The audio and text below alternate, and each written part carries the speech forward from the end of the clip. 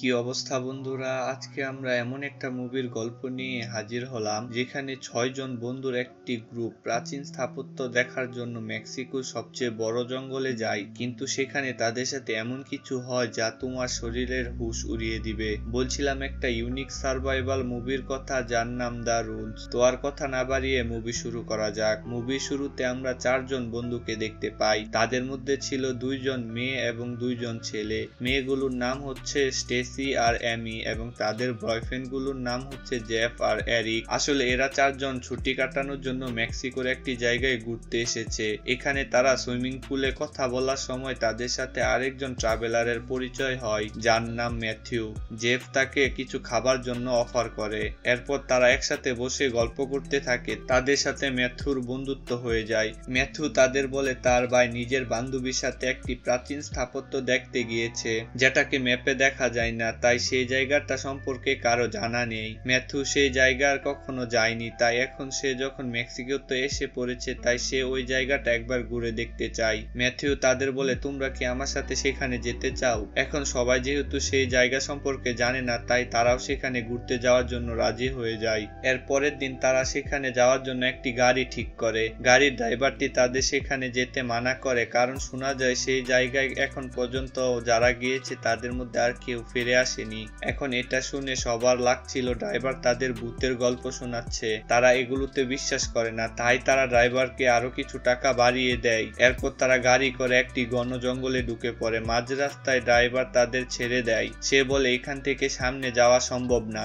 তাই এখন আপনাদের পায়ে হেঁটে চলতে হবে। এরপর তারা জঙ্গলের পথ ধরে ফাইনালি সেই জায়গায় পৌঁছে যায়। তারা সেখানে পাহাড়ের মতো মানুষের হাতে খোদাই করা সেই প্রাচীন স্থাপত্য দেখতে পায়। সেখানে অনেক সিঁড়ি আছে। তারা সবাই এটা দেখে খুব খুশি হয় কারণ তারা এমন প্রাচীন স্থাপত্য স্বচক্ষে আগে কখনো দেখেনি। কিন্তু তখন সেখানে ঘোড়া নিয়ে কিছু লোক চলে আসে। লোকগুলো তাদের সাথে চিৎকার করে অদ্ভুত এক ভাষায় কথা বলতে থাকে, কিন্তু এরা তাদের ভাষা কিছুই বুঝতে পারে না। তাদের কাছে তীর এবং ছুরি ছিল। জেফ তাকে টাকা দেখায়, হয়তো সে টাকার কথা বলছে। সেখানের কয়েকজন লোক তার বসকে বলে আমাদের এদের মেরে ফেলা উচিত, কিন্তু তার বস মানা করে দেয়। এরিক তার ভাইয়ের ছবি দেখিয়ে বলে এটা আমার ভাই, সে এখানে এসেছিল, আমরা তাকে খোঁজার জন্য এখানে এসেছি, আপনি তার ব্যাপারে কিছু জানেন? এর মধ্যে আমি তাদের ছবি তুলতে শুরু করে।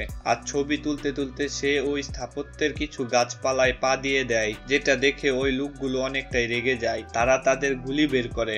এমিদের দলের একজন সাথী যার নাম দিমিত্রি, সে ভাবে হয়তো তারা ক্যামেরা চাচ্ছে, তাই সে এমির কাছ থেকে ক্যামেরা নিয়ে তাদের দেওয়ার চেষ্টা করে। কিন্তু ক্যামেরা নেওয়ার সময় সে ওই গাছগুলোতে পা দিয়ে দেয়, যার ফলে সেই লোকগুলো আরো ক্ষেপে যায় এবং তারা তাকে একটি তীর মেরে দেয় এবং তার মাথায় শুট করে তাকে মেরে ফেলে। এটা দেখে সবাই খুব ভয় পেয়ে যায়। সেখানে হইচই পড়ে যায়। এরা কিছুই বুঝতে পারে না কিছুক্ষণ আগে যারা আমাদের মারতে চাচ্ছিল না এখন তারাই আমাদের একজন সাথীকে মেরে ফেলেছে। সেই লোকগুলো তাদের উপর বন্দুক ত্যাগ করে এবং তারা চিৎকার দিয়ে কিছু বোঝাতে চাচ্ছিল।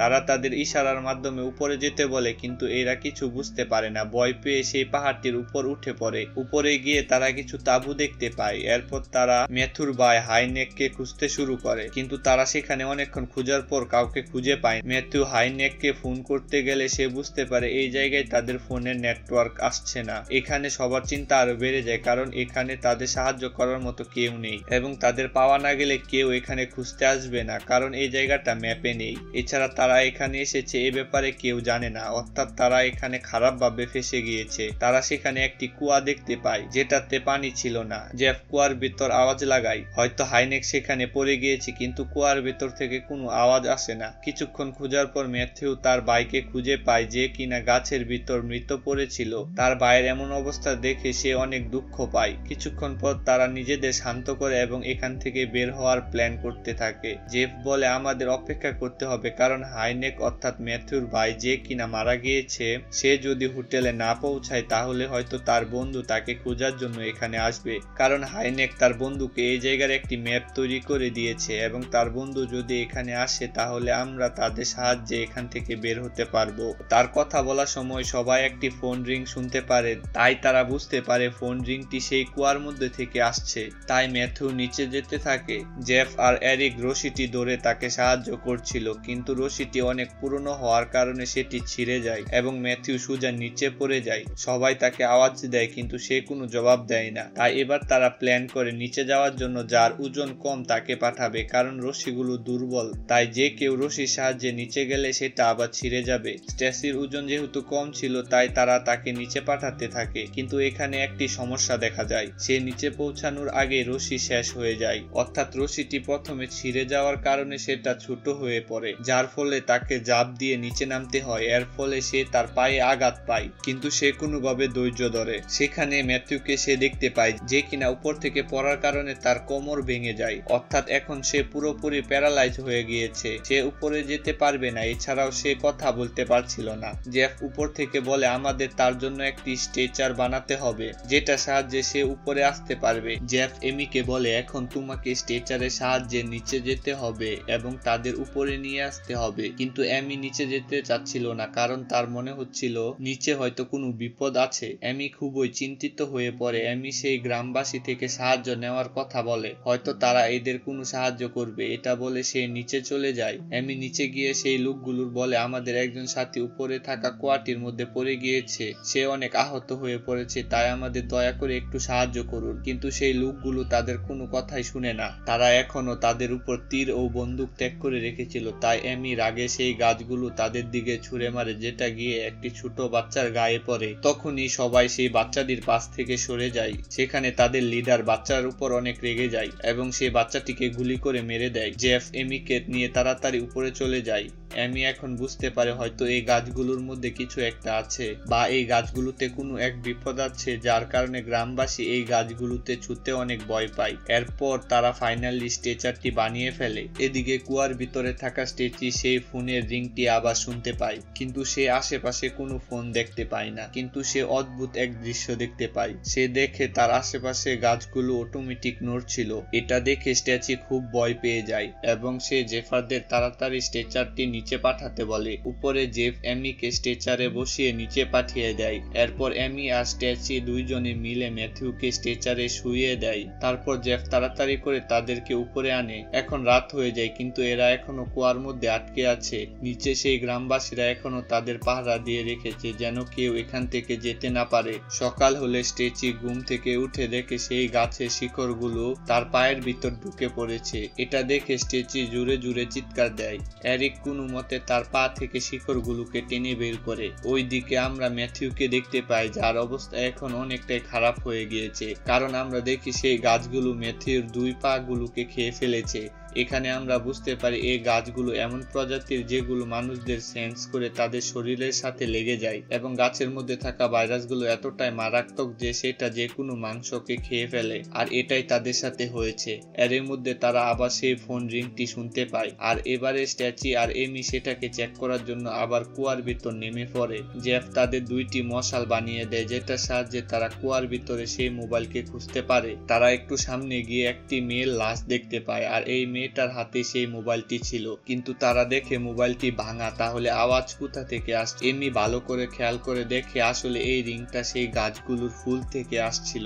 এমি যখন ফুলটাকে ছোঁয়ার চেষ্টা করে তখন সেই গাছটা তার হাতে জড়িয়ে যেতে শুরু করে, এবং দেখতে দেখতে সেখানে চারদিকে সব গাছগুলো তাদের ডেকে ফেলে। এমি আর স্ট্যাচি খুব ভয় পেয়ে যায়, আর তারা জেফদের তাদের সাহায্য করতে বলে। এরপর তারা সেই রশির সাহায্যে দ্রুত উপরে উঠে পড়ে এবং কোনো মতে তাদের প্রাণ বাঁচায়। এমি সবাইকে ব্যাপারটা বলে যে এই গাছগুলো কোনো নর্মাল গাছ নয়, বরং এগুলো মানুষদের খাওয়া ছাড়া যে কারো আওয়াজ বের করতে পারে। এখন এদের চিন্তা আরো বেড়ে যায়, কারণ তাদের কাছে খাবার আছে খুব অল্প।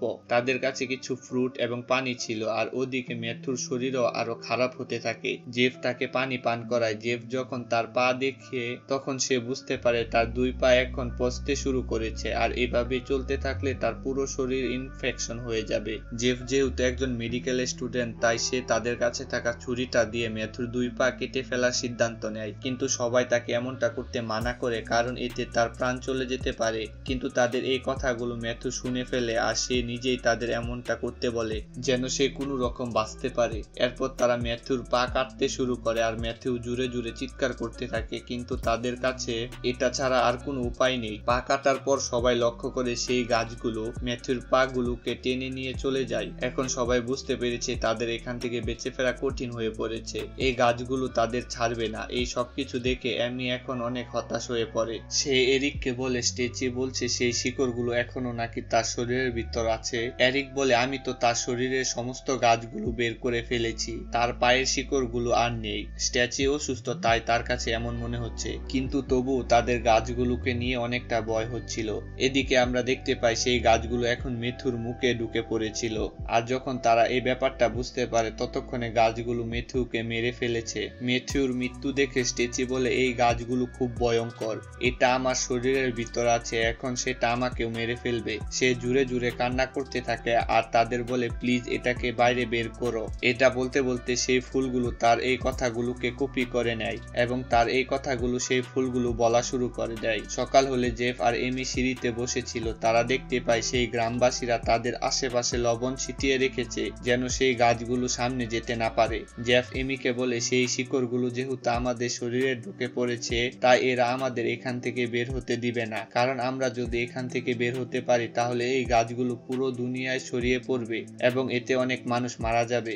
জেফ আরো বলে যে এই গাছগুলো অনেক বছর আগের, তাই তারা আশেপাশে কোনো পশু পাখি দেখতে পায়নি, কেননা পশু পাখিরা জানে এই গাছগুলো অনেকটাই ভয়ঙ্কর। এরপর আমরা দেখি স্টেচির শরীরে সেই গাছের শিকড়গুলো ঢুকে পড়েছে আর এখন সেটা পরিষ্কার দেখা যাচ্ছিল। সে জেফকে তার শরীর থেকে শিকড়গুলো বের করতে বলে।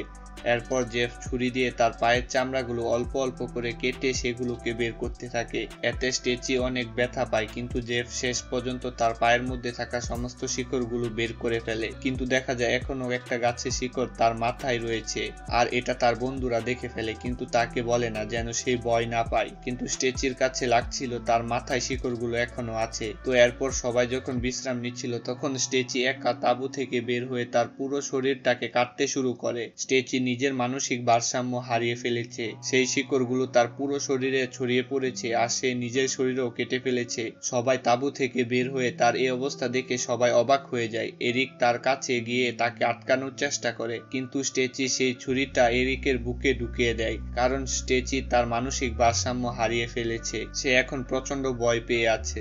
এখানে এরিকের মৃত্যু হয়ে যায়। এরপর সেই গাছগুলো এরিককে নিয়ে চলে যেতে থাকে। স্টেচি কাঁদতে কাঁদতে বলতে থাকে তারা যেন তাকে মেরে ফেলুক, সে এমন নৃশংসভাবে মরতে চায় না। এমির এমন সাহস ছিল না যে তাকে মেরে ফেলবে এবং এমি তাকে সাহস যোগায় যে তুমি সুস্থ হয়ে যাবে, কিন্তু এমি আর জেফ তাকে ছটফট করে মরতে দেখতে পারছিল না, তাই জেফ এসে তাকে মেরে ফেলে। স্টেচির এই কথা এবং চিৎকারগুলো নিচে থাকা সেই লোকগুলো শুনতে পাচ্ছিল। এই ঘটনার পর এখন শুধু দুইজন বেঁচে আছে। জেফ একটা বুদ্ধি করে, সে এমিকে বলে আমি সেই গ্রামবাসীদের সাথে কথা বলে তাদের মনোযোগ সরাবো আর তুমি এই সুযোগ নিয়ে এখান থেকে পালিয়ে যেও। এই বলে সে তার মুখে রক্ত লাগিয়ে দেয় এবং তাকে উঠিয়ে নিচে নিয়ে আসে যেন গ্রামবাসীরা মনে করে সে মারা গিয়েছে। জেফ এমিকে মাটিতে রেখে দেয়। এরপর জেফ তাদের বোকা বানানোর চেষ্টা করে। সে বলতে থাকে তার একটা মাত্র স্বপ্ন ছিল, কিন্তু এখানে এসে তার সেই স্বপ্নগুলো আর পূরণ হলো না। এগুলো বলতে বলতে সে এমি থেকে দূরে চলে যাচ্ছিল আর গ্রামবাসীরাও তার উপর তীর বন্দুক ত্যাগ করে রয়েছে। আর যখন জেফ এমিকে ইশারা দেয় তখন এমি যত জোরে দৌড়ানো সম্ভব তত জোরে দৌড়ানো শুরু করে, সেখান থেকে পালিয়ে যায়। গ্রামবাসীরা জ্যাককে তীর মেরে ফেলে। এরপর তারা সবাই এমির পিছনে ধাওয়া করে। এমি প্রাণ হাতে নিয়ে জঙ্গলের মধ্যে দিয়ে দৌড়াচ্ছিল। ভাগ্যক্রমে সেই জঙ্গলের মধ্যে একটি গাড়ি দেখতে পায়, যেটা হয়তো সেই গ্রামবাসীদের, সেটাতে চাবি লাগানো ছিল। এমি আর দেরি না করে গাড়ি স্টার্ট করে সেখান থেকে পালিয়ে যায়। কিন্তু আমরা দেখতে পাই এমির চেহারায় সেই গাছগুলো শিকড় নড়ছিল, অর্থাৎ এই মুভি এখানেই শেষ নয়। তো এরপর আমরা ম্যাথিউর ভাই হাইনেকে সেই বন্ধুকে দেখতে পাই যারা তাকে খুঁজতে সেই জায়গায় চলে এসেছে। আর এই দৃশ্য দেখিয়ে মুভি এখানে শেষ হয়ে যায়। তো এমন সব মুভির গল্প শুনতে আমাদের এই চ্যানেলটি এখনই সাবস্ক্রাইব করে দিন।